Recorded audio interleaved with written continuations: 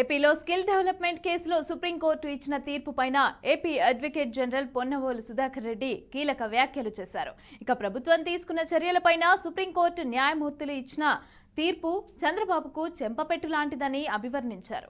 చట్టం ముందు అందరూ సమానులే, న్యాయమూర్తుల వాదన నిదర్శనమని అన్నారు. ఇక ఏపీలో 371 కోట్ల మేర స్కిల్ డెవలప్మెంట్ నిధులు తినేశారని కూడా ఆరోపించారు. అవినీతి అక్రమాలపైన ప్రస్తుతం ప్రభుత్వం చూస్తూ ఊరుకోలేదని అన్నారు. ఇకపైన చంద్రబాబు ఎత్తులు, పై ఎత్తులు, కుయుక్తులు అన్నీ కూడా స్కిల్ డెవలప్మెంట్ కేసులో చెల్లవని అన్నారు. షెల్ కంపెనీల ద్వారా హైదరాబాద్కు మళ్లించారని ఆరోపించారు.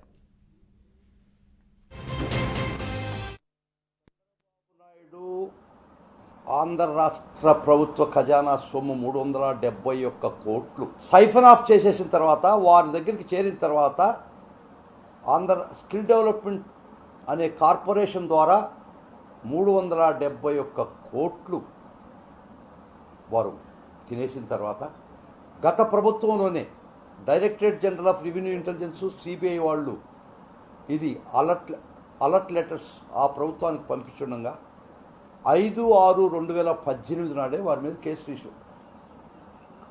రిజిస్టర్ జరిగింది. ఒక కేసు రిజిస్టర్ చేయడం జరిగింది. వచ్చిన ప్రభుత్వం దాన్ని చూస్తూ ఊరుకోండి, ప్రజల సొమ్ము కదమ్మా, అది ఉండలేదు కదా.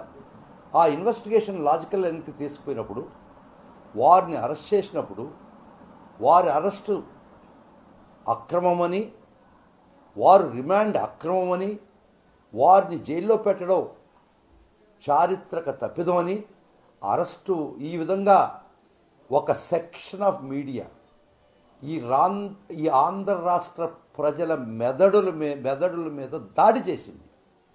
ఒక విధమైనటువంటి ఒక అట్మాస్ఫియరు గోబెల్స్ ప్రచారం ద్వారా ఈ విధమైనటువంటి ప్రచారం తీసుకురావడం జరిగింది. కానీ ఈరోజు గౌరవ సుప్రీంకోర్టు ఇచ్చిన తీర్పు ద్వారా వారు చేసిన ప్రచారంలో పసలేదు. ఈ ప్రభుత్వం కక్ష సాధింపు కొరకు చేసిన పని కాదు. వారి అరెస్టు సక్రమమే, రిమాండ్ సక్రమమే, వారు కాన్సిక్వెన్షియల్గా జైల్లో ఉండడం కూడా సక్రమమే అని ఈరోజు గౌరవ సుప్రీంకోర్టు వారు తీర్పు ఇవ్వడం జరిగింది.